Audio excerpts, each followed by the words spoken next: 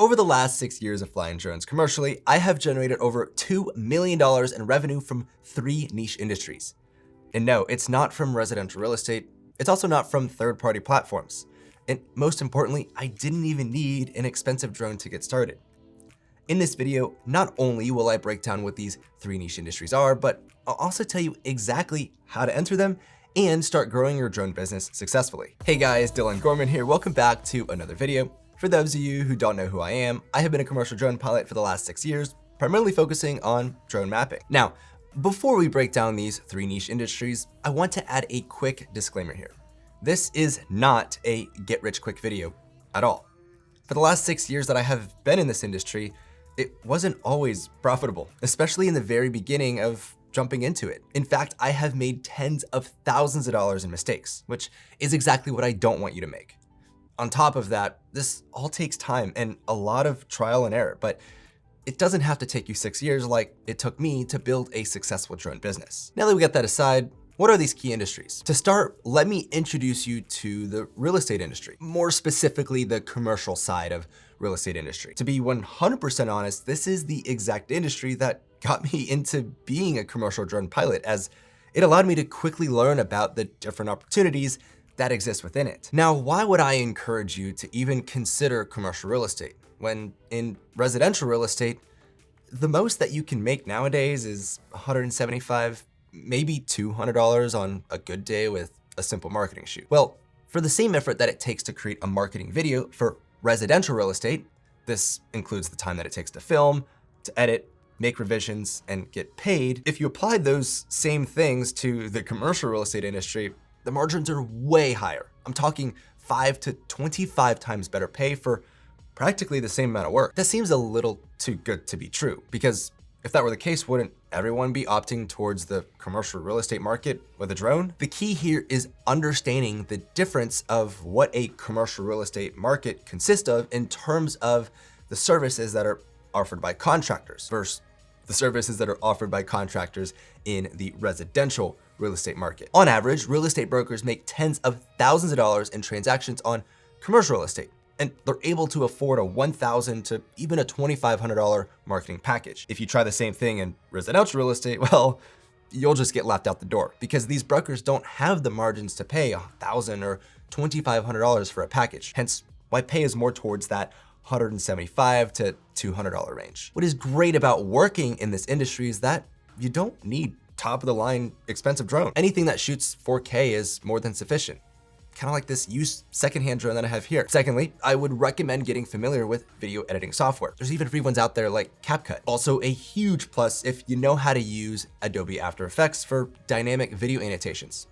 Kind of like this. The cost of entry into shooting in the commercial real estate market is far cheaper than what you may think. All right, so now that I broke down some of the pay and the tools to work in this industry, who is your ideal client to pay for all this? Well, I highly recommend staying away from the larger commercial real estate brokerage firms like JLL and CBRE, as oftentimes they already have national contracts with media marketing companies. So breaking into that kind of clientele is not so easy. But if you look at the small to medium-sized brokerage firms that are managing between $1 million to $250 million in real estate assets, they are more likely to work with you. I call these boutique commercial real estate firms. Think like family-run businesses. They usually don't want to work with large national companies. They almost always are using or are at least looking to work with local and small businesses. Moving on to the second key industry, we have drone mapping. Now this is a very diverse field, but it's the one that has generated me the most revenue out of any other industry that I have provided services to. When it comes to who is looking for drone mapping, well, this is a complex answer, but let me lay out a few of the most common industries that are seeking this technology and, most importantly, the service. Construction, engineering, and architectural companies are almost always looking for a richer data set to complement or enhance their day-to-day work. This can be as simple as creating better designs on architectural projects or keeping up to date on construction sites with progress updates, something that I have provided to over 25 different construction companies over the last 6 years. One of my favorite use cases, which entirely depends on where you live, is using mapping for environmental engineering. Especially considering what recently happened up in North Carolina,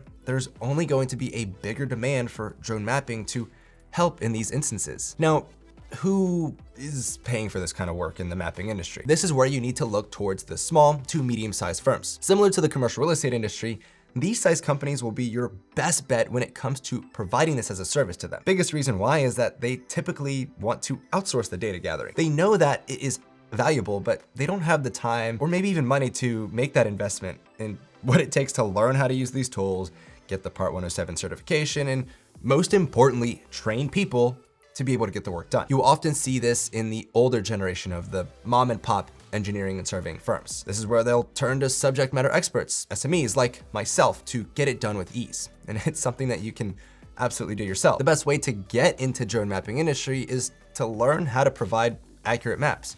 And not only that, but also fully understand how the technology works and how you can solve a potential client's problem with this high value skill set. For me, it took a lot of trial and error and tens of thousands of dollars invested. Luckily, I have developed a 22-hour training course to help you master drone mapping with ease. So now until Cyber Monday, this course is $100 off and you can get it for as low as $399 today. This course teaches you the tools needed to provide accurate maps between RTK and ground control points, the software used to gather and process all this data, and even has a capstone project to take you through real-world projects to help you excel in the space and also build a very powerful portfolio. Now, finally, let's talk about this last key industry. Drone inspections have single-handedly had the fastest growth in almost all of the drone industry by itself, with a value of over $33 billion in 2023 alone. Two primary sectors that also have many subsectors are the energy industry and real estate. With how many natural disasters there are,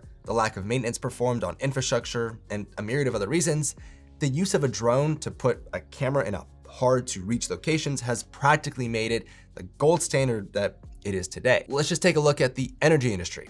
With solar, oil and gas, windmills, and power distribution, just to name a few, those are always constantly at risk when they're not inspected properly. This is largely the cause of some of the deadliest fires that we have seen out on the west coast of the US. Since then, there are dedicated drone inspection units that are deployed to inspect hundreds of thousands of assets. In fact, a buddy of mine is currently underway with the largest utility inspection project in the US, with over 850,000 assets already inspected. The companies that are needing these services are ones that either own the assets, ones that manage them, or ones that are run by the governments. These assets cost tens of millions of dollars to build and, at minimum, millions of dollars to maintain. It's no secret that we as a society entirely depend on these assets, whether it's solar for power or oil and gas for our vehicles. These are critical to keep society moving forward. There are lots of opportunities to get into the inspection field as a drone pilot, and it mostly depends on where you live, unless you don't mind traveling. All right, Dylan, it's great and all that you told us about these industries, but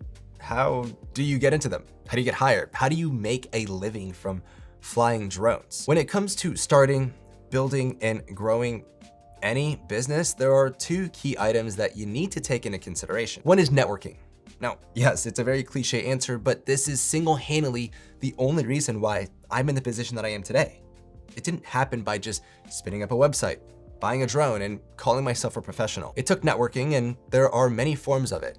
One of the easiest tools that you can use to network is LinkedIn. The amount of knowledge and people that are wanting to spread that information, but also seek that information is huge on LinkedIn, which is where I have found a handful of the jobs through. Another way for networking is by attending events, either local events or national events, or even industry-specific ones, like the construction or agriculture industry. These are great opportunities to take advantage of and meet new people looking to leverage drones in their line of work. I'll drop a few links down below for some of my favorite events to attend throughout the year. The second item is building a portfolio. It's a good way to get work. And this isn't just by taking cool pictures with your drone and calling it a day. Building a proper portfolio takes a bit of trial and error, but mostly just the effort that you put into it will show. What do I mean by that? Well, by having solid examples in your portfolio, and really the key here is to have examples that speaks to the industry that you're going to sell your services to, will lead to deeper discussions on not just your capabilities, but really what you have to offer. For example, if I wanted to offer progress updates for construction companies,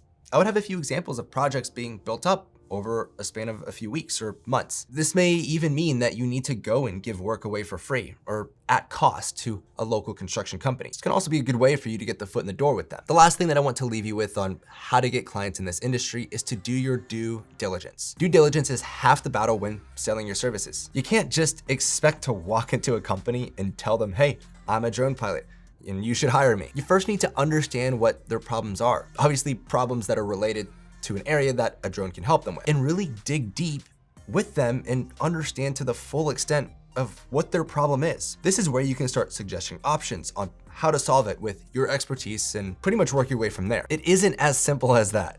In fact, some of my clients took me 4 to 6 months to close, as I had to continue doing my due diligence with them, but also educate them on the technology enough to a point where we had built enough trust so that they would actually allow me to provide these drone services with them. And since then, these are my best clients that I work with on a monthly basis. The bottom line here is that it takes patience, training, and leveraging every single opportunity that you can put yourself into to make that forward progress in building a successful drone business. Several of my colleagues in the industry have broken well over 6 figures, and that didn't happen by accident. So again, I want to stress that getting into the drone industry, it's not a get-rich-quick scheme at all. It takes time, it takes a lot of effort, and it also takes a lot of training and understanding how all of these tools work and how they can benefit your potential future client. If you've enjoyed this video, please give it a like. If you want to see more from me in the future, be sure to subscribe. And if you have any questions about anything that we talked about in this video, drop a comment down below. And also don't forget, we have a $100 discount going on for a drone mapping mastery course. It's now live. Be sure to snag it before it ends. With that being said, I will see you guys in the next one.